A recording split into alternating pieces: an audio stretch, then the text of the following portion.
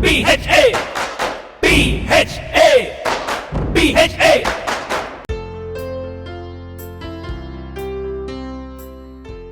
Let me also tell you all that Mr. Venkatesh Subramani, the founder and CEO of i2i Software, was expected to also join us, but due to some emergency, he isn't here today.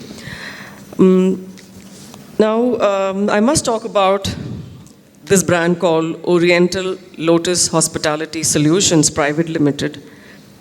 The reason is because this event we've been able to organize this event in such large scale.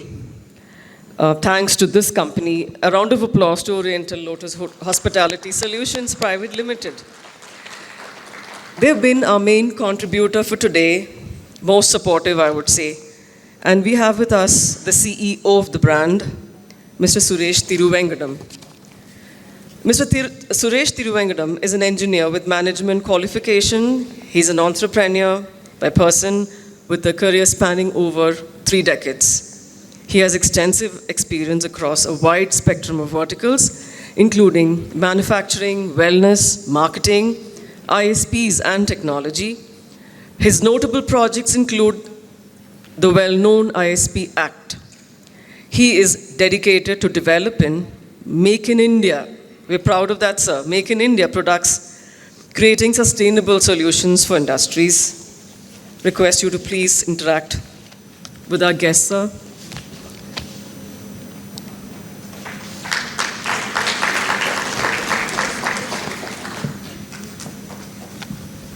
Thank you. Namaskaram. A few weeks ago, the proposal for sponsoring this event came to me. And to be honest, I was not sure what to expect. But I said, let's take the leap of faith and support this and see what happens. Because in some ways, we are a sort of a veteran in this field, but we're also a startup. I will explain that later.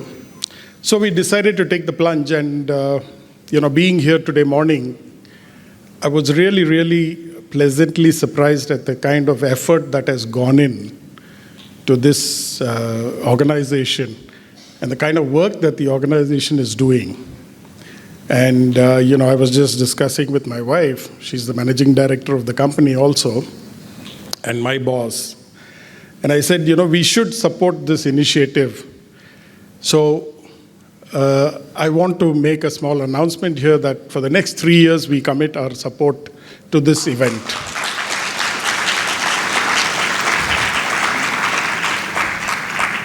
And the core philosophy of our company, Oriental Lotus Hospitality Solutions, is Atithi Devo Bhava. So we truly believe that your guest is our God. And so whatever we do, we work towards trying to achieve that end where the guest is happy. So we take this very seriously. And I would like to present a very short presentation about what we do as an organization and the new initiatives that we have started towards sustainability and protecting the environment and many other things.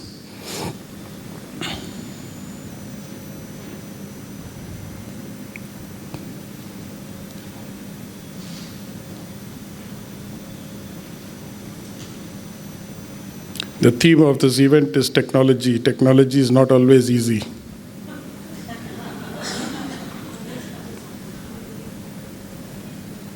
Okay, this is basically, just a few shots of our factory. So we have a setup which is 360, which means we manufacture most of the requirements in-house. We package them. We develop fragrances, we develop formulations. So we have a very extensive R&D facility. So these are some of the equipment that we have. It's all technical stuff. So, if somebody is interested, we can always share this with you. So we are working, we have compliances, we have certifications, but we are working more towards, really getting out there, because we believe that today it's India's time on the world platform to be recognized in the world of hotel amenities.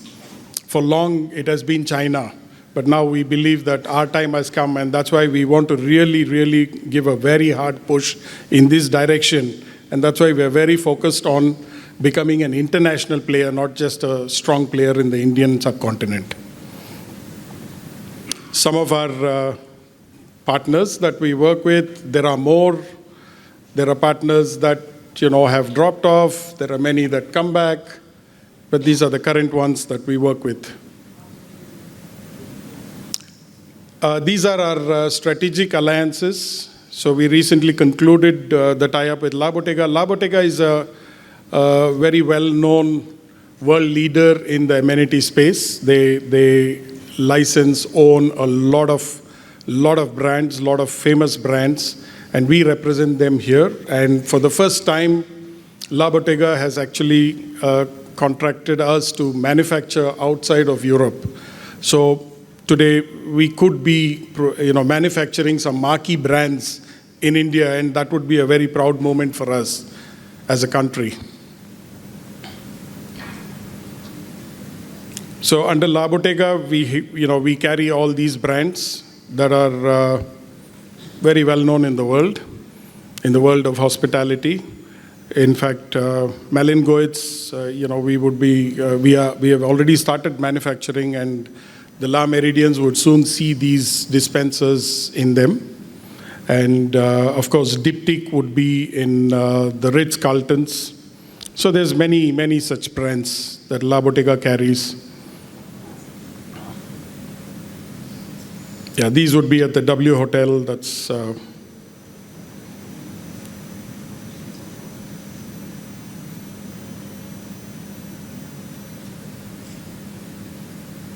this is another firm that we have a strategic alliance with. Hotel Emporium is quite well known in the US subcontinent, and we carry a lot of their brands too here.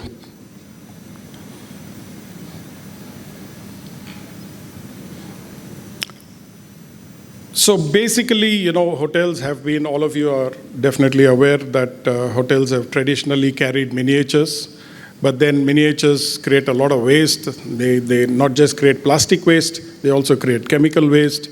Disposing them off is a huge challenge, and there is also a cost associated with it. So dispensers are the way forward, and most of the hotels are adopting to it.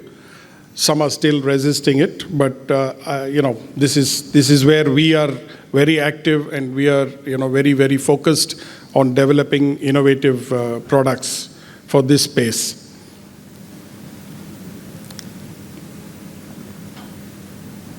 So today, most of our customers, for certain discerning customers that are not interested in plastic, we have developed resin-based dispensers. We have developed ceramic dispensers. So it does cater to all segments.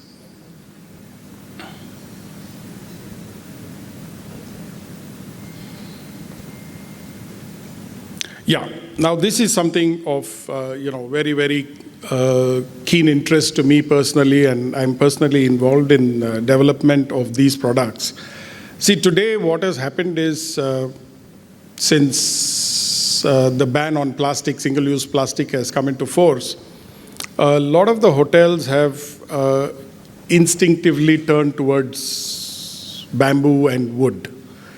The problem with bamboo and wood, while bamboo is a very versatile material, but in India, though we have a lot of bamboo, we are not exactly masters at managing bamboo, from a production perspective, because bamboo has a lot of challenges. And even growing bamboo is a huge challenge, because it can destroy the biodiversity of the space that it's growing in, because if you don't control the growth of bamboo, it can take over all the local native flora and fauna and destroy everything. So that's another very critical thing that we as consumers, manufacturers, consumers, should be acutely aware of, because we could trigger off something that we might not control in 5 or 10 years, just like what happened with plastic. Plastic is a beautiful, wonderful material. I started my career with plastic. But I think where we failed as a civilization is we failed to understand the potential damage that was happening and didn't put enough control systems in place to manage the waste of plastic. So the same thing is going to happen with bamboo and wood. Coming to wood, we do source, we don't manufacture these within our facility. We manufacture other material, which we will come to shortly. So we source these, and what I realized very quickly is the manufacturers, though what you see here in the picture is a bamboo comb, the bamboo comb can never be manufactured in India because we do not have the expertise nor the equipment. The investment is humongous. So it's imported from China. The bamboo toothbrush that you see there is again something that we cannot produce in India. It's a Chinese product. And the wooden razor, it's not a bamboo handle, it's a wooden handle. So what happens is now Indian manufacturers have started substituting these two. So they cut down neem trees and produce combs. Now, what can be worse from a group that's talking about sustainability? Neem trees are a huge oxygen source for us. And a neem tree, a mature neem tree, which can be used as wood for making combs, takes 25 years to get to that stage. We are not going to grow it in 25 days or 25 weeks. So what are we doing? Rampant cutting down is going to happen because the hospitality industry consumes it on a daily basis, unlike retail. So it is something that we need to really, really contemplate and think, are we doing the right thing by going in this direction? And just to give you a little bit of trivia on the bamboo toothbrush, don't tell your guess. Bamboo grows mold and fungus very, very quickly. You just need a little bit of humidity and there's mold on it. So what do you do to prevent that from happening? Anybody? Nobody? Okay, let me. Sorry? Sorry? What coat? That's what I'm asking. Are you aware of what? Are you aware of what they dip it in? They dip it in formaldehyde solution, which is used to preserve dead bodies. Formaldehyde is officially banned and recognized as a cancer-causing agent. And we are now putting it on toothbrushes, and people are putting it in their mouths. I mean, we can figure that out. But that also lasts only for 3 months. So beyond 3 months, it'll still, fungus will happen. So if you don't use the toothbrush within 3 months of the coating, it's going to be back to fungus. And the guest is going to be upset. So something to think of, something to contemplate on. So what's the solution? I mean, I've given you the problems. But what's the solution? This is one of those solutions. Wheat straw today, those of you from Delhi, can we see a raise of hands? Okay, you know the challenge of wheat straw, right? Wheat straw covers Delhi with smog. Okay, because the farmers burn it down on both sides of Delhi. So this could be a phenomenal solution which prevents that pollution and also gives incremental revenue to the farmers. So wheat straw, of course, there is a 30% plastic element in this, but still 70% compostable and sustainable. And truly, truly sustainable. Now, this is something we developed in the factory and we produce it in our factory. So it's 100% Indian-made product.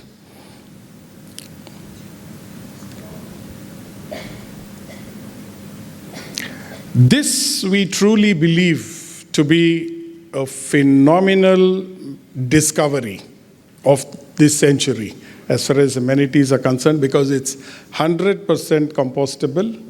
You can just, without guilt, throw it in the soil, and 30 days later, it's not there, it is soil. And biodegradable, it's a phenomenal material. And it actually looks, if I may use the word, it really looks sexy and classy. You can feel it, we have it in the counter. It's a very classy material. It looks plastic, it looks like plastic, but when you feel it, you know it's not plastic. So it's practically got an ivory finish. So you should feel it. So this is something we believe should be the future. Yes, it is right now a tad bit expensive compared to the other products. But then I think, with more embracement of this, the prices would come down with the volumes going up. So, of course, as an organization, we are very focused on sustainability, and not just sustainability in the products that we produce, but in everything that we do. So, right from procurement to packaging and the kind of waste that we generate, the factory, we are planning to shift everything to solar as much as possible. So, we're working on that. That's a huge project. And then we are very, very serious about converting waste to energy. So we are looking at, there are different forms of composting and converting that back to energy. And of course, water, like Ms. Smita Rathod was saying, water from air is actually a very old technology. I mean, the air conditioners did that. Of course, they were phenomenal power guzzlers. And now, a lot of companies have developed this, and where it's very sustainable, very cheap to produce water from air. And that is something that we have been working with that technology for the last 10 years in different projects. But here we plan to implement that more strongly. So we also employ about 75% women in our facility, and the rest of the stuff is always there. And one of the things here, we have created an ecosystem which we will be shortly implementing for recycling of all the plastic that comes out of the dispensers and other stuff. And in fact, we are also looking at the amenities that get left behind by the guests. Right now you have to just throw it out, but we are looking at bringing it back and recycling it. And that's something that we would be launching soon. These are things that, as an organization, that we are very focused on doing, because I spent many years in wellness, nutritional wellness, so I understand the challenges of that, and that's something that we want to do as a CSR initiative, and as an organization, we are committed to money making. Actually, doesn't figure in any of our presentations or any of our discussions. We look at all other things, and we believe that money will happen naturally. If we are responsible in what we do and the way we do it, eventually it will get out there to the customers, and people will see value in that and engage with us more productively and commercially. This is the last slide. So, but there is that last line that you see. That's something that, if I have, do I have time? Nobody's keeping time, so I have time. Okay. Okay, I want to talk about that one chance. This actually started, this has been there in the back of our, minds, but it sort of crystallized a couple of months ago. We were in this restaurant in Chennai, and we went there, and there was a lot of people, so they asked us to wait. But the manager came and said, "Sir, we have just opened a new extension. It's a new brand, it's a premium brand. Would you mind having your lunch there?" We said, "No problem." So we went across. So as we were entering the lift, there were three of us. We heard the security scream. And then when I turned and looked, I saw this hunchback. He was about that height, very, very bad hunchback. Could be about 35, 40. Filthy clothes, very, very dirty. Didn't look like he had a bath, I don't know for when. Could be 10, 20 years he hasn't had a bath. So he just rushed in. So he rushed in and pressed the lift door. So it closed. So we didn't know what to say. We just kept quiet. And then the lift opened in the first floor. The minute it opened, this guy rushed out. So there was this swank restaurant in front of us. It was empty. There was nobody there. We were early. Very, very classily done. Mughal, the name was. So this guy went and just sat in, it had round tables like this, 6 chairs per table. So there was nothing, smaller capacity. So this guy went and sat in one table. We went to the next table. And the waiters were taken aback. They didn't know how to react. They didn't know what to do with him. So he just sat there and kept looking at them. And one of the waiters came and said, please go out. So this guy said, no, I want food. He was speaking in Tamil. He said, I want food. And the waiter just called the supervisor. The supervisor came and said, no, you can't be here. He said, why can't I be here? He said, no, you can't be here. And then suddenly the manager comes and he picks up the phone and starts calling security. And this guy just stood up and said, he put his hand in his pocket, took out about 2 lakh rupees, put it on the table. And he said, you think I don't have money? Now serve me food. And he took the money, put it back and sat down and said, bring me the menu. Now they didn't know what to do, but it took them 5 seconds and the manager said, no, nothing doing, you have to go. By the time other guests were coming, so everybody was staring at this guy. So the manager said, no, you have to go. And it looked like it was going to get a little nasty because this guy was also, quite adamant that he wouldn't leave the place without eating food there. So then I called the manager. I said, listen, why don't you just feed him? I mean, what's the problem? If he can't pay, we were ready to pay, but, that's what my wife said. She said, shouldn't we buy him a meal? I said, wait, we don't know what he's going to do. He might turn around and buy us the meal. So, but that's exactly what was potential. So anyway, I told the manager, I said, just serve him, let him eat, let the man eat and go. So they didn't know what to do because, a guest is saying, so he backed off. He told the waiters, okay, serve him. He ordered for stuff. We ordered for stuff. We were 4 of us. Our bill was 2,500 rupees or something. We are not big eaters. His bill was 2,500 rupees. He didn't eat anything. He tipped the waiter 500 rupees. He was looking around. He went to the couch. They had a couch there. So he went and sat there. Then he went to the toilet. And then he put his hands in his pocket and walked out. Now that incident left a huge impact on me. I was trying to figure out, of course, other people were trying to figure out where did he get this money, did he steal it? I said that's not the point. The point is that the man just wanted that one opportunity to sit in a place like that and have food that he couldn't consume. Okay, he just wanted that one chance. So that got me thinking about, what we've been contemplating for a few years, that we need to give opportunity to people. There are a lot of us out there who have been displaced from mainstream society as we know it. A burn victim. Most people find them repulsive. Though it could be somebody that they know, but then now with their disfigurement, they don't know the person and, they avoid them.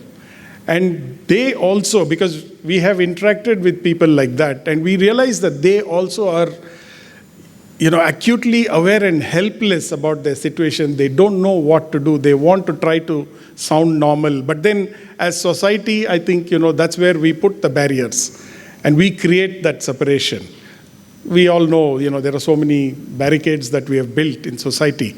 So we thought as an organization that we need to give that one chance that people are looking for, because some of these people in extreme conditions do not get an opportunity so easily. Somebody without a hand or a leg or an eye might get an opportunity, but somebody like a burn victim, acid attack victim, they don't get this opportunity so easily. So they end up hiding in their comfort zones, in dark corners of their houses, and never come out into the world. So that's what we want to do with this initiative, that we want to create that, and we want to create products made by these people, and we want to put it out there and give them that one chance that they are looking for. So when we launch it, we hope that all of you will support that initiative. Thank you.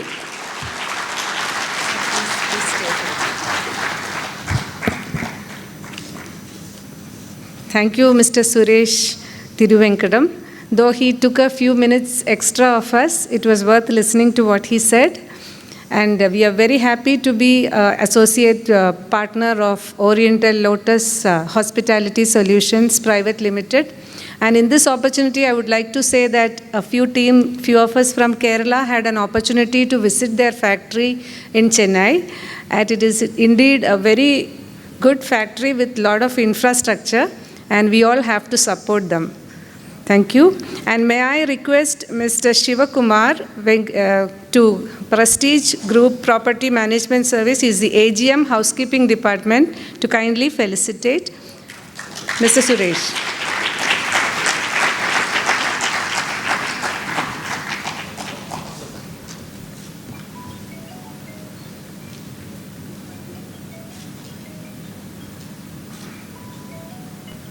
PHA, PHA, PHA, PHA, PHA, PHA, PHA, PHA, PHA, PHA, PHA, PHA.